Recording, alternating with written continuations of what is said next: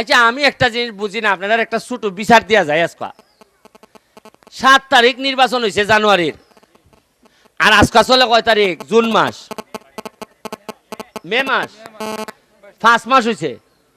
কয় মাস হয়েছে? মানে আমি এমপি যে কয় মাস হয়েছে? 5 মাসে আমি বরাদ্দ পাইছি 29.5 কোটি টাকা। কত টাকা?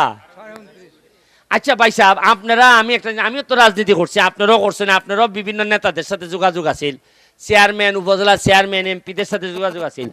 গত 20 বছরে কোনোদিন কোন নেতায় আইয়া কইছেন নি যে ভাই সাহেব আমরা 1 কোটি টাকা বরাদ্দ পাইছি? খেরে অত সরম করে ভাই সাহেব? এই যে টাকা যেটা 29.5 কোটি টাকার বরাদ্দ আমার যে শেখ হাসিনার সরকার দিছে, এটা কি আমার বাপের টাকা না আপনার টাকা? তা আপনার টাকা আপনারা কইতে সরম করে? কারণটা কি তা?